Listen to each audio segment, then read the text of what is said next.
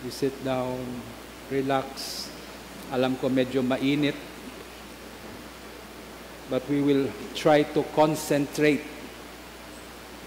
Wala tayong music, napansin nyo. And we are praying for healing. Sanay kasi tayo pag nagpipray tayo ng healing, may background tayo na, I am the God who healeth thee. Diba? Palaging may music. So ang feeling natin pag walang music, hindi tayo mahihil. Okay? But tonight is something different. What we are doing is a very old tradition of the church. During Holy Wednesday, the Wednesday of Holy Week, the church would come together and the priests would administer holy unction. That's why this is also called the Wednesday of Holy Unction or Holy Anointing. Yung sacrament of healing, that is whole year round. Anytime you come to church for healing, there will always be a healing oil available for you. Magdadasal ang simbahan para sa iyo pag may sakit ka. But in this particular day, this is really special because this is a day that the church sets apart from all the days of the year, whereby yung pagtitipon natin para lang talaga sa healing. So it's important that we take advantage of this day. Okay? Now, Bishop, bakit tahimik tayo? Nung pumasok, wala tayong music. Because as I have read in the gospel, kung napansin ninyo, every time Jesus would heal, maraming drama muna, di ba? I remember yung 10 lepers, nung hinil sila ni Lord. Bago nag-heal si Lord sa kanila, nagkaroon muna ng iskandalo. Okay, nagsisigawan yung 10 leper. Pinapatahimik ng tao, bakit nagsaskandalo na sila? They were scandalizing the crowd. Sigaw ng sigaw sila and the people said, shh, tahimik lang, quiet. Pero ayaw nila manahimik. Talaga nagskandalo sila. And finally the Lord, they got the Lord's attention and the Lord commanded them to be healed. I also remember the healing of the blind man, the man born blind.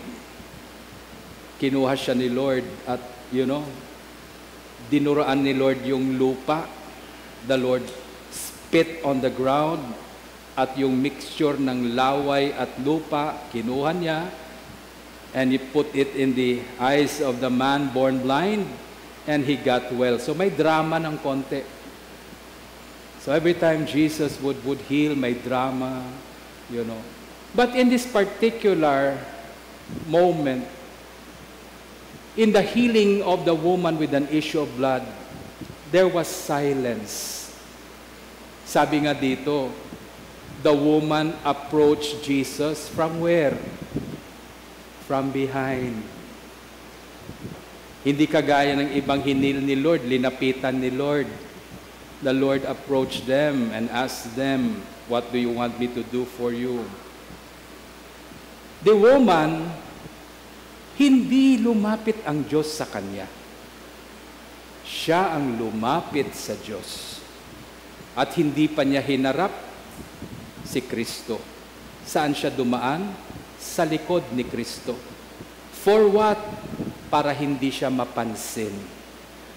Kaya itong healing na to, with the woman with issue of blood, walang drama. Kaya yung misa natin ngayon sa healing service, wala din tayong drama, walang music. Because sometimes,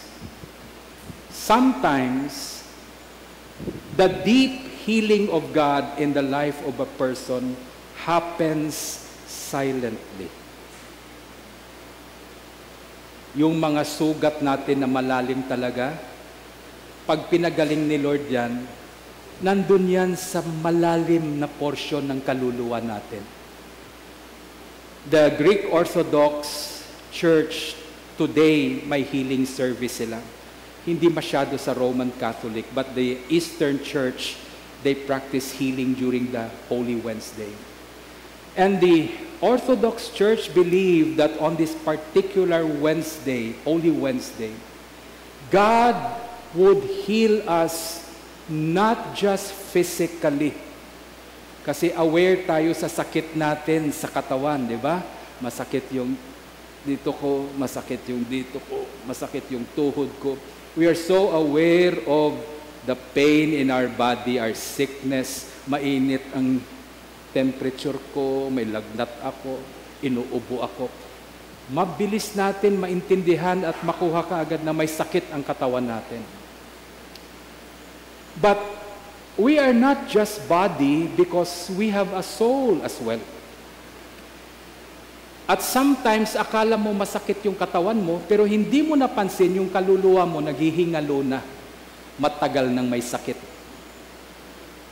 Our soul can be sick for a long time and it's about to die and we are not even aware dahil ang sugat ng kaluluwa ay mas malalim. Sa sobrang lalim, hindi mo mapapansin na may sugat yung kaluluwa mo.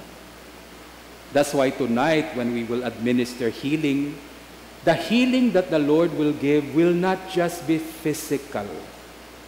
Most important of all, sabi ng mga Orthodox priests, most important of all, there will be the healing of the soul inside. Kaya maraming tao, hindi talaga nagbabago ang buhay. Bakit? May sakit ang kaluluwa. Hindi kayang magbago. That's why, before we started the service tonight, I gathered all the priests. And we had to consecrate ourselves in prayer for this evening to administer the healing. At nung binabasa ko yung writings about the Orthodox Church on Holy Wednesday, I found out that during the healing service, there will be 7 priests who will anoint the oil. Kaya tinanong ko si Father Jobert kanina, sabi ko, Father Jobert, ilan ba kayong pari ng dyan? Sabi niya, 7. It's not a coincidence na yung 7 pari nandito. Hindi siya 8 kasi yung isa nasa pandan. Tama. Tradition is that 7 priests will administer the healing. So, 7 pari, pang 8 ako. Kaya sabi ko, hindi na ako sasama sa pag-anoint. I will just anoint the priest. Then after that, the priest will anoint you with oil. 7 pare. Just like the old times, we will do it. Kasi it has been done for hundreds of years. So anong gagawin ng bishop? I'll go around and lay hands on you. But the 7 priests will anoint you with oil. Okay? And there will be healing not only in the physical body, but there will be healing in the soul. And one of the things that will happen tonight is we are going to experience a miracle in our life because there will be the forgiveness of sins. Ini-emphasize talaga ng Orthodox Church. Tayo, ang gusto natin, matanggal lang yung migraine natin. Minsan, ang gusto natin, matanggal lang yung sakit ng tiyan natin. Yan lang. Pero ayaw natin matanggal yung kasalanan natin. But tonight, hindi lang sakit ng tiyan, hindi lang sakit ng ulo, hindi lang sakit ng katawan, pati kasalanan na mahirap tanggalin, tatanggalin ng Diyos. Do you believe that? When the sin is taken away, the soul begins to heal. When the soul heals inside you, your life will begin to change. You will be happier. You will be healthier. You will be more loving when there is healing of the soul. When the soul is healed, there will be an understanding that will come to you. Mauunawaan mo na ang buhay mo. Bakit nagkakaganito ang buhay ko? Minsan, hindi natin alam bakit nagkakaletse-letse ang buhay natin. But when the soul begins to heal, now you'll understand. Now you'll understand. So this is why this is happening to me in my life. You begin to understand. Because now there will be changes that will happen to us. It will happen tonight. I believe that it will happen tonight for you.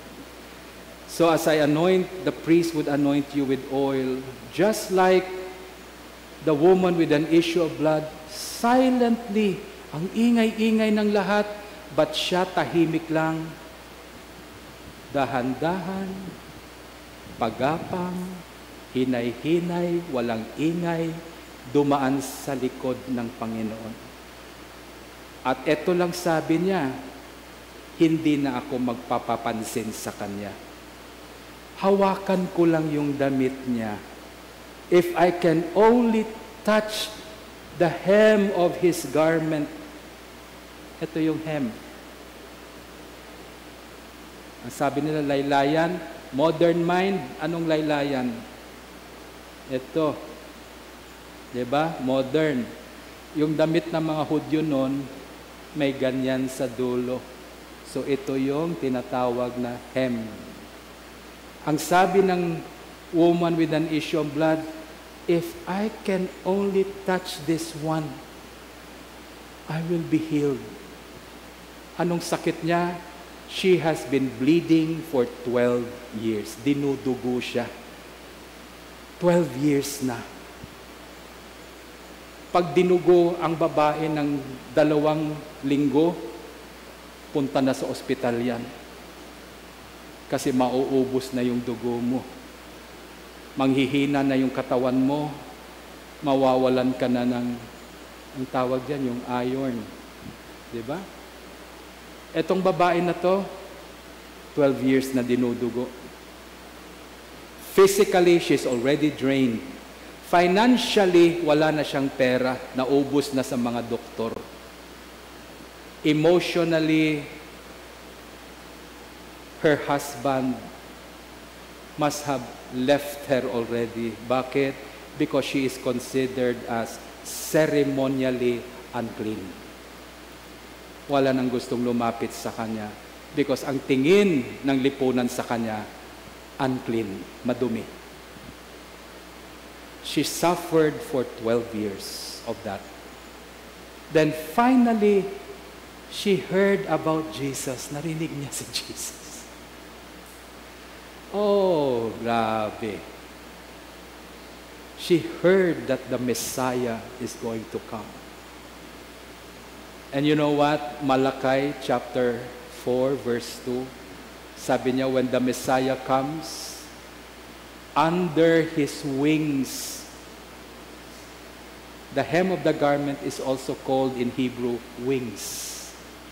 Under His wings is healing. Tingnan niyo sa Malachi 4:2. So yung babae na yan, hindi yan nag-iimbento. Ito kaya gawin ko. You know, she understood. She is a Jew. And she must have read in Malachi that yung tao na yan, if he is the Messiah, then under His wings, there will be healing. Now, kung walang healing na mangyayari, then He's not the Messiah. So, anong ginawa niya? Tahimik lang, walang drama, walang arte, walang music. She went behind Jesus. Gumapang siya kasi sobrang daming tao. Hindi na siya makalapit. And she touched this. She touched the hem, the wings of the garment. And when she touched it, the scripture says, immediately, yung word na yan, ang ganda pakinggan. Para bagang ang Diyos natin hindi nagdi-delay. Nagmamadali din, tulungan tayo.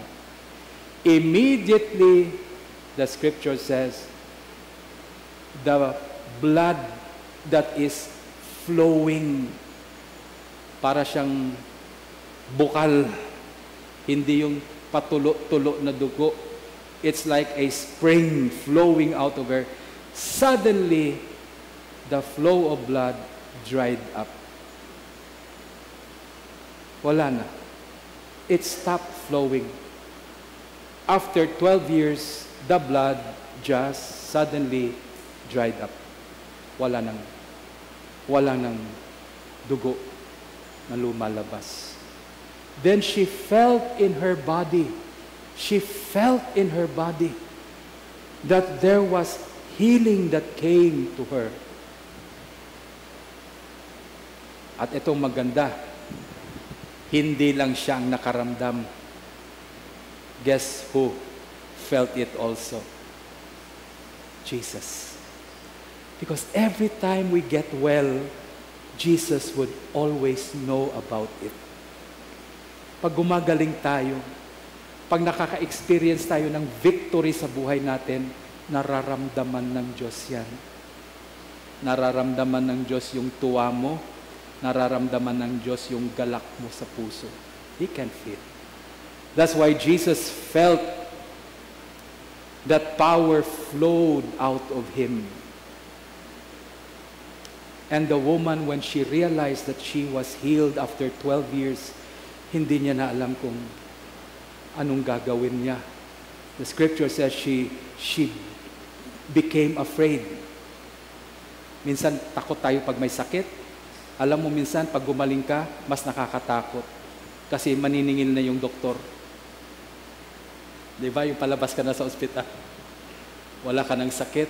Tapos pag tinanong mo, Dok, magkanong babayaran? 1 million. Hoy, parang biglang babalik yung sakit. Oh, she trembled. Now she's well. But she was afraid.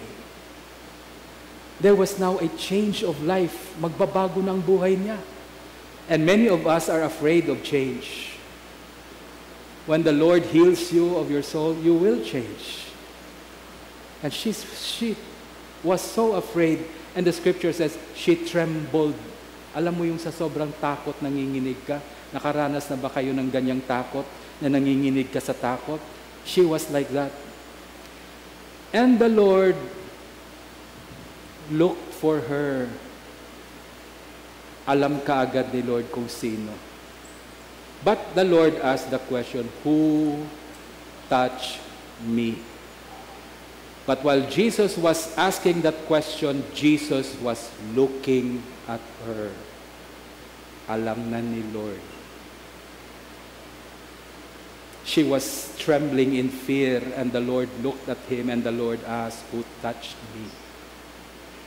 The rest of the crowd did not understand what is happening. Walang nakakaintindi na merong milagrong nangyayari. Tonight, as you are anointed with the oil, a miracle will happen in your life at people will not know it. Ikaw lang ang makakaalam. You will know it. Mararanasan mo kung gaano kagaling ang Diyos. So when Jesus asked, who touched me, no one understood what's happening. Sabi ng mga apostles niya, dami-daming tao dito. Tingnan mo yung tanong ni Jesus, ang tanong niya pala hindi who touched me. Itong tanong niya, who touched my garments? Alam ni Lord. Ikaw, pag hinawakan ba yung damit mo, mararamdaman mo ba? Jesus felt it when someone touched his garments. Because the touch of faith will always draw God's attention. Every time you move in faith, every time you pray in faith, the Lord will always know. He feels it. So hinawakan, sabi ni Jesus, who touched my garments?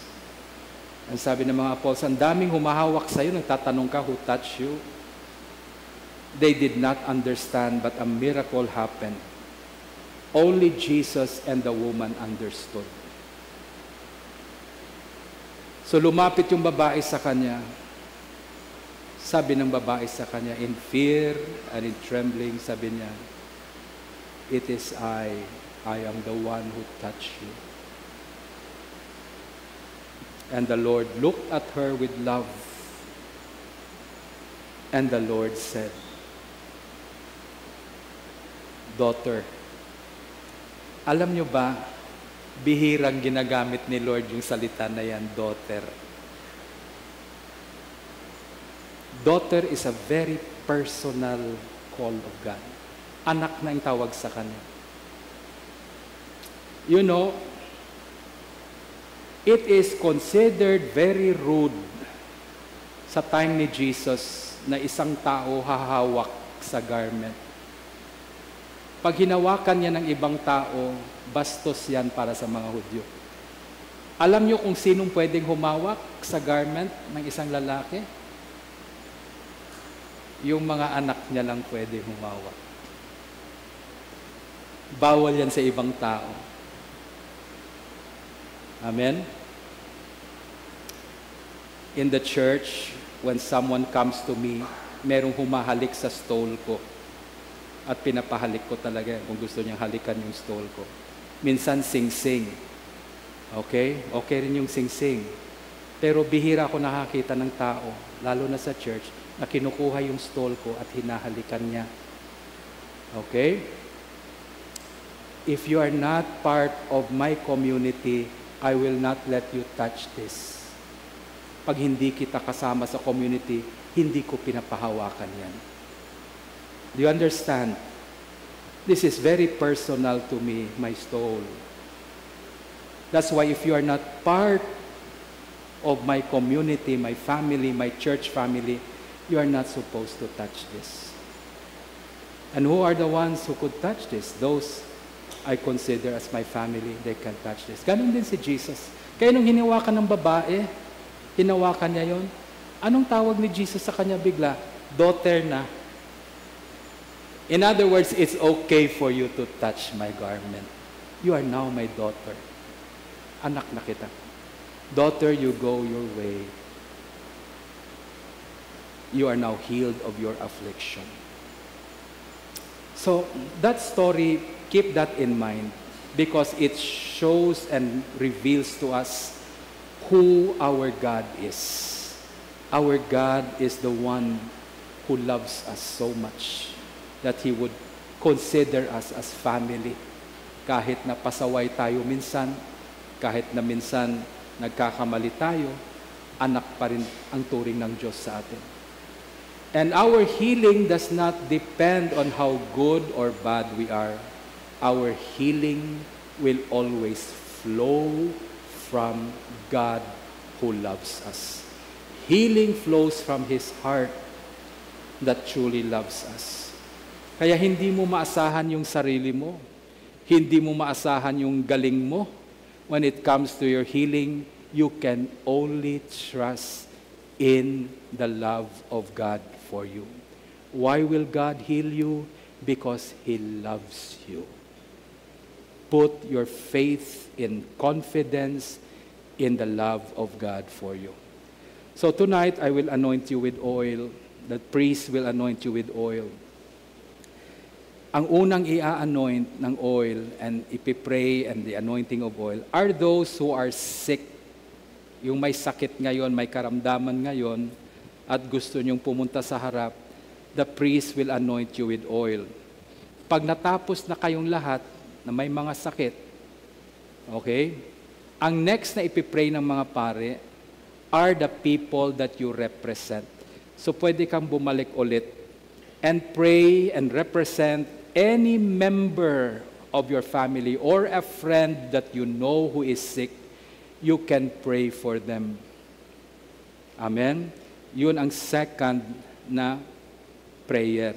So the first prayers are for those who are afflicted, who are sick, who are here now, and you would like to receive your healing, merong anointing ng oil para sa inyo.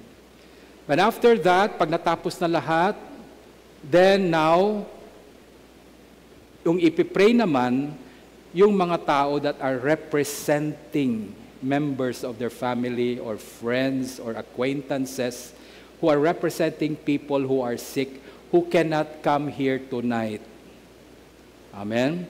You come forward, hindi na kayo i-anoint ulit, ililay hands lang kayo ng mga pare.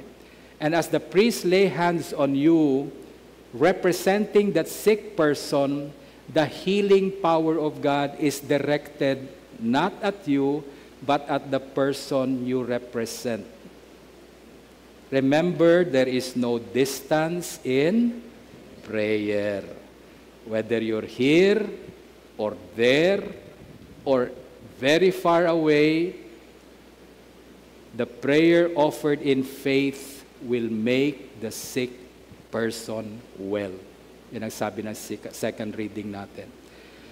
So the key is believe God. Believe God tonight for your own healing, physical, spiritual, a healing for your soul, and also believe God for the healing of those you represent tonight.